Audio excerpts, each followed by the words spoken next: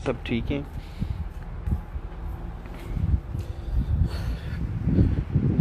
ये देख लें जी, मकाम अल सहाबी अल जलील जाफ़र बिन अबी तालिब हज़रत अली के बड़े भाई थे। मकाम अल सहाबी अल जलील ज़ैद बिन हारसा और मकाम अल जलील अब्दुल्ला बिन रवाहा, ये 3 सहाबा का मज़ार है।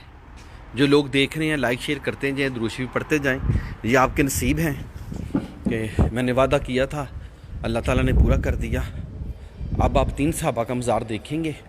ये उर्दन में है, इस मुल्क का नाम उर्दन है और सामने जाना है, ठीक है ठीक है। इस मुल्क का नाम उर्दन है। हज़रत जाफ़र बिन तैयार, ठीक है, हज़रत जाफ़र तैयार, सॉरी बिन नहीं, ये हज़रत अली के बड़े भाई थे, ठीक है। ख़वातीन उधर से जाएंगी, चलाना यहाँ से। अच्छा, ये देखिए मकाम अल सहाबी हज़रत ज़ैद बिन हारसा, ये देख रही,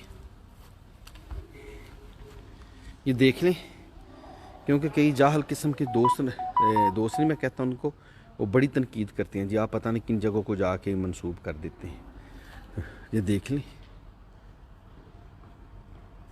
ये मेरे आने से पहले ही वजूद में था।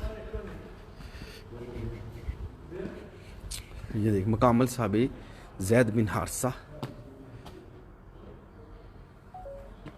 ये ले लाइक